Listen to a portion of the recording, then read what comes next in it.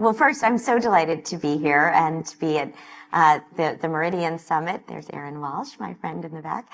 I do want to say I'm so thrilled that Ambassador Holliday and, like I like to call her, First Lady Gwen Holliday of Meridian are here, and to thank them for their 20 years of extraordinary service. Just extraordinary. And Stuart was telling me yesterday that thank God Deborah Lair has stepped in. She's running the place. She's made his office much better. So I would like to be visiting that soon.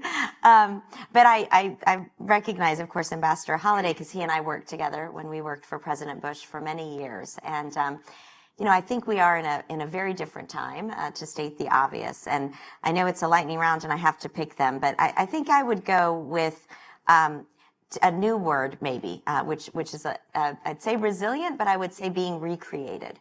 I think that no matter what, right now, there is just going to be fundamental economic shifts. And whether you agree or disagree, whether you think tariffs are a good idea or a more aggressive sanctions policy is a good idea, it's happening.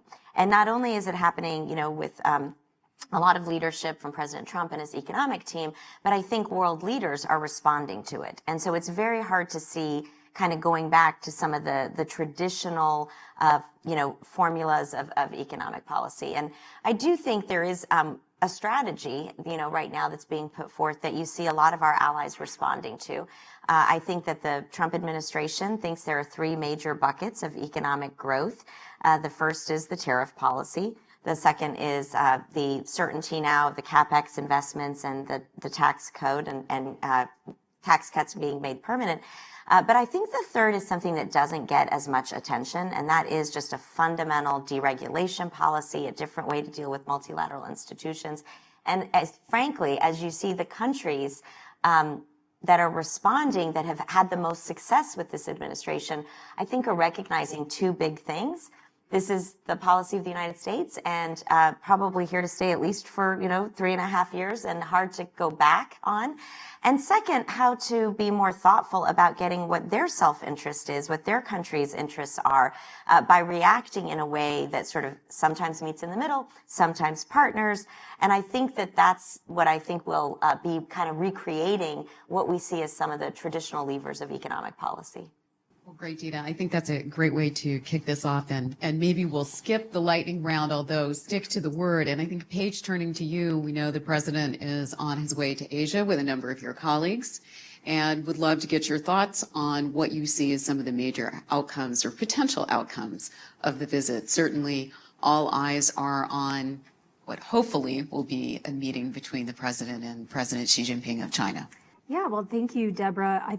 Dina, great answer. That's exactly right. For the upcoming next couple of weeks, the president is an amazingly talented diplomat. And I think that you will see that he takes other countries very seriously, and he's ruthlessly realistic about what's in their interest and what's in the United States' interest. And so I think that is he demonstrates a form of leadership that the United States was lacking in the previous administration. There was a lot of guesswork and what I would call baby talk from the Biden administration. And the president now is incredibly direct, but he also is incredibly cognizant of what other countries are looking for and what's top of mind for them. And so instead of spending time on ideological crusades and things like disavowals, condemnations, pledge to do some feel-good thing by 2035, he's very, very, very realistic with them. And so I think that that is a major asset in his diplomatic strategy. He is able to be good friends with these foreign leaders, as well as a very tough and focused negotiator. So I don't want to get ahead of the president. We'll see what happens. And I think there'll be a lot of productive announcements, productive work with a number of the countries that he's visiting, Japan, Korea, et cetera. So we'll stay tuned. Okay. So, Mr. Ambassador, you are literally stuck in the middle here, but with the Philippines really in the middle of the pressures that come being in Asia from China, but also being a longtime ally of the United States. So as you're looking at the trade relationship, how do you navigate those different pressures? Well, we try to separate the two from, trade with China. At the same time, of course, the issues that we face with them right now. But however, the reality is that both come hand in hand. So our relationship with the United States has always been very important for us. We've had a long-time relationship with the United States. So my message has always been here in Washington, D.C. to always connect the two. It's inextricably together. Economic prosperity means economic security. And so we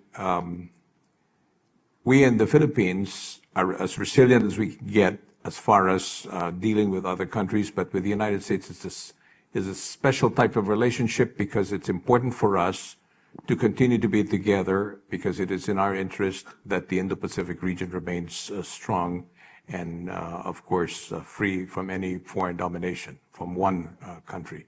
And so we navigate that in a very, like in a tightrope way, but at the same time, we have been able to make a lot of headway in terms of our economic relationship with the United States. We've been resilient. We've adjusted to the new tariffs that President Trump has imposed on us, but we're also talking about other areas where we can also be able to get some exemptions in our trade with the United States. And President Trump knows the value that we bring into the table, so to speak. So I think overall, we're managing this whole relationship with China, and we always look forward to any kind of dialogue that we and also the United States will have. And we're looking forward, of course, to this meeting between President Trump and President Xi.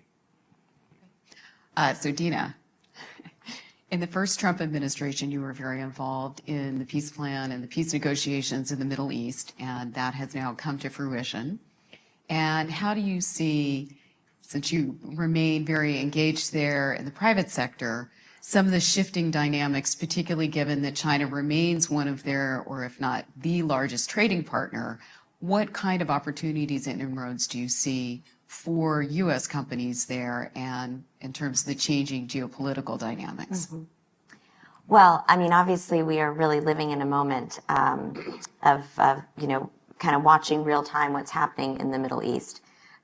When you and I spoke at an event just a few weeks ago, I don't think we would have thought that 2 years after the horror of October 7th, that we'd be in a situation where there was a ceasefire, where the hostages came home, and of course after so many were lost, and where so much of the suffering, at least because of the ceasefire, had stopped. And I think that you have to give a lot of leadership credit for the Trump administration and everybody that worked so closely on that. Jared Kushner, Steve Witkoff, Secretary Rubio, et cetera. But I think one of the undertold parts of the story is how many countries in the region, and frankly globally, came together to be part of this.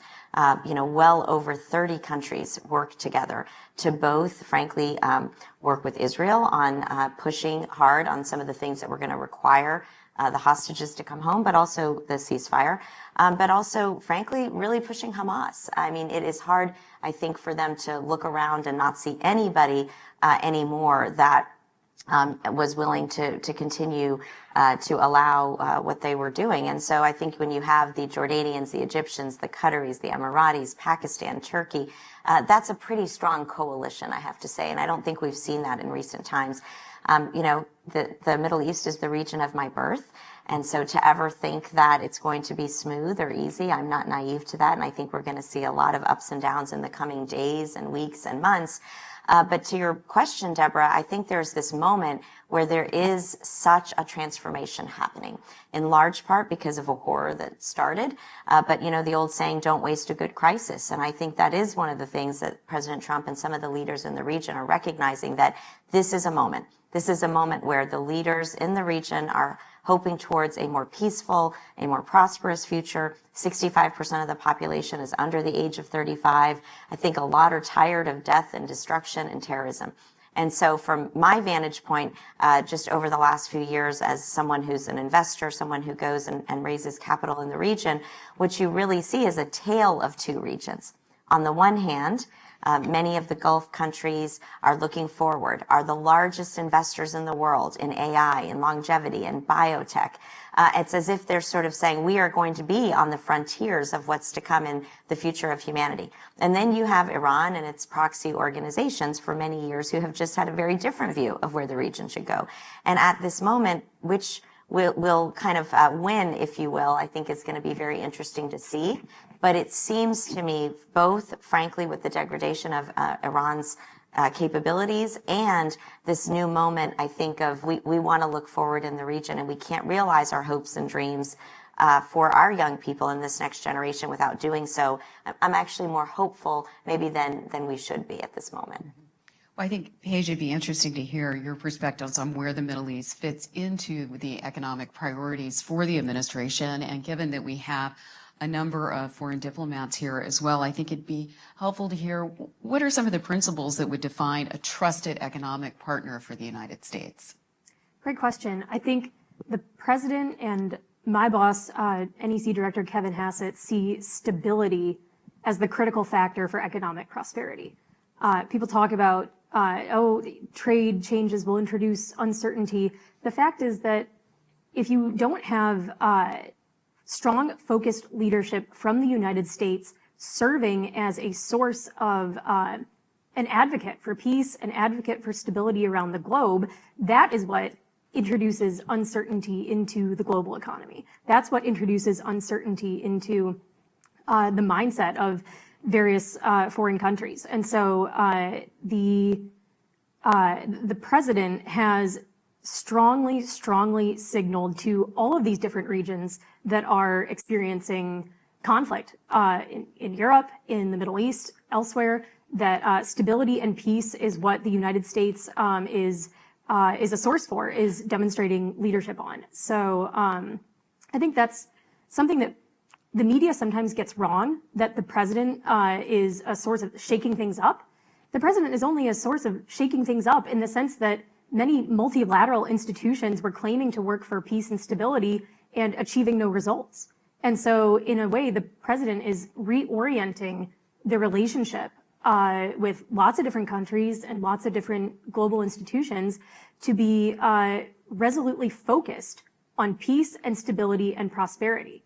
And one final way that you will see this, Deborah, is that some of these institutions, just last week, we had this issue with the International Maritime Organization where they're trying to get this tax on shipping for climate reasons. And the only way that we can look at that is as an effort to be punitive toward productive activity and toward nations like the United States. And so you have to get all of these institutions focused on prosperity, focused on stability, and that is a number one goal of the president when he's interacting with these nations and with these institutions. Interesting. So, Dina, you, I'm just going to paraphrase a little bit of what you were saying in the lead up to discussion with the ambassador, but you were talking about opportunity coming out of crisis sometimes, and we were looking at a Gallup poll earlier that was talking about perception and looking ahead, and that for the G7 countries, looking at the economic future, perceptions were declining, but for the BRICS countries, they were increasing. And as a sort of middle power country, Mr. Ambassador, do you get a feel with this chaos, there is opportunity for the Philippines and for some of your other neighbors in Southeast Asia to really step into this breach and find new opportunity, economic opportunity? Well, there are quite a number of opportunities, obviously, but I wouldn't want to describe it as chaos, but let's put it disruption. Global chaos in the trading world, not in the Philippines. Okay. Well, there are opportunities that are open for many of the Asian countries, but like I said, the Asian region, of course, right now is probably the fastest growing region in the world today, and that is why both our economic security and the defense security is very important and inextricably bound together. And so the Philippines plays a major role in this, as we are right in the forefront of this whole issue. But at the same time, it also brings the ASEAN region much together. We are like for instance, to give you an example, is the critical minerals. Very clearly, China has quite a bit of control in the critical minerals sphere, and we are now ready to sign up not only with the United States but other like-minded countries into developing the critical minerals in our area. Both the Philippines, Indonesia, and Vietnam have very good critical minerals. The Philippines is probably number 3 in nickel production right now in terms of the quality that nickel has. These are the types of opportunities that are open right now for us to have a strong cooperation with like-minded countries, most especially with the United States. Yeah. So, yes, Dina, the private sector often can play a stabilizing role, and certainly capital can. And as you're looking at investing in some of these regions, do you see a growing role for sort of financial diplomacy, where investment steps in sometimes even ahead of where government policy is going? I really do, Deborah, and I think, frankly, what we're watching happening with these massive capital outlays with AI and the energy sources required and the compute power that is required, it's almost like we're being numb to some of the numbers, right? I mean, it's now trillions of dollars that are going to be globally invested, and sometimes when there are these major new industrial forces or new technologies, they take a decade to be realized. And Paige and Kevin are working very closely on this. But we're kind of talking next 18 months to 3 years, and that's another, to your point, I think, disruptor, if you will, of positive, negative, neutral, we'll see, but just the amounts of capital being invested globally and the amounts that are intertwined, and all kinds of, whether it's private capital, government capital, lending capital, and so we're just seeing this happen. The other thing, too, is just the intersection of the energy companies and the AI and the hyperscalers. The fact that one almost can't do what they're trying to do without the other. And this is where, from a global competition perspective, countries are getting very, very wise. Obviously, China is very focused on, quote unquote, winning the AI race. And for them, they have a lot of advantages. And there is no greater China expert than Deborah Lair. But you've been sort of calling this out for many years, that China has a long-term vision. They don't look in terms of, 4 8-year presidencies or Congresses that are Democratic or Republican for a short time.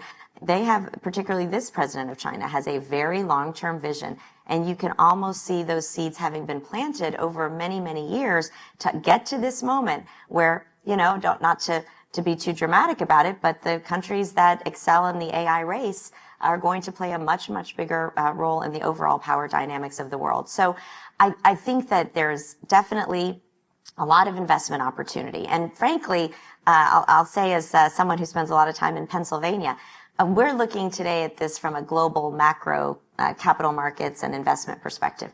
But I think something that is happening in the United States is what I would call an intra-state arms race for who is going to be the states that attract the most capital. Data centers, nuclear, power sources, and you're really seeing Pennsylvania and my home state of Texas, Stuart and I's home state of Texas, and many other states kind of rolling out the red carpet to get these investments. I actually think that's having a transformational impact. After my husband hosted a summit in Pittsburgh recently, where many of the energy CEOs and hyperscalers came and announced a massive investment in Pennsylvania, $92 billion, 100,000 jobs. My friend, Governor Sarah Huckabee Sanders, called me from Arkansas and said, I think we'd like to do some of that. And what did she do? She very wisely actually went to the Middle East and spoke with a number of major investors and said, let me tell you about Arkansas and all that Arkansas has to offer.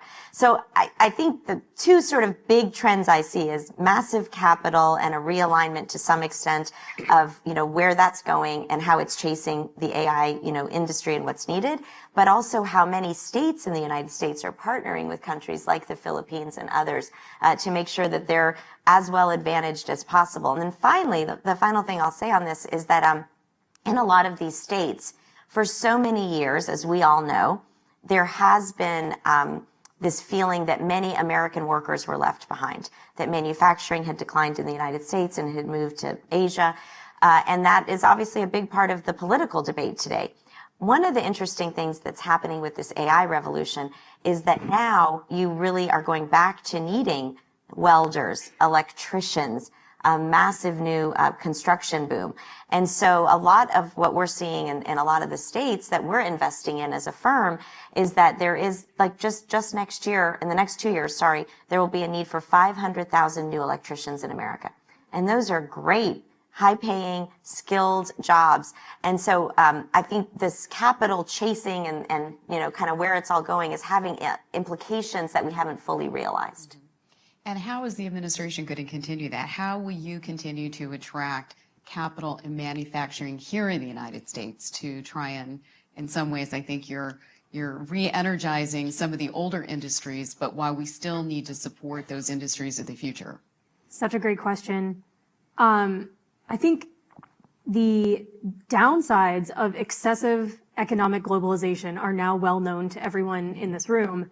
But for a long time, President Trump was the only person on the national stage really making an effort to educate Washington and educate the public and the commentary class about the risks of excessive globalization. And that is now conventional wisdom because he has yanked everyone into this century, but it was not conventional wisdom just when he was running for president just a few years ago for his first term. So this is now, it seems like something obvious. And it seems sometimes in circumstances like this that people are saying, well, how are companies going to adapt to this? How are they thinking about, all these different changes? Companies started thinking about this when they realized the dangers, as all, intelligent business people do, of sole sourcing in countries with unpredictable regimes, unpredictable orientations to the rest of the world. And they started doing this, especially during the COVID pandemic. They started rethinking where our supply chain's located, where are we vulnerable to this. So I just want to say that the progress that I have seen from our private sector in the presentations that they come to the White House and give to us, critical minerals, all kinds of things, it is astonishing what our private sector can do in this country. It is amazing.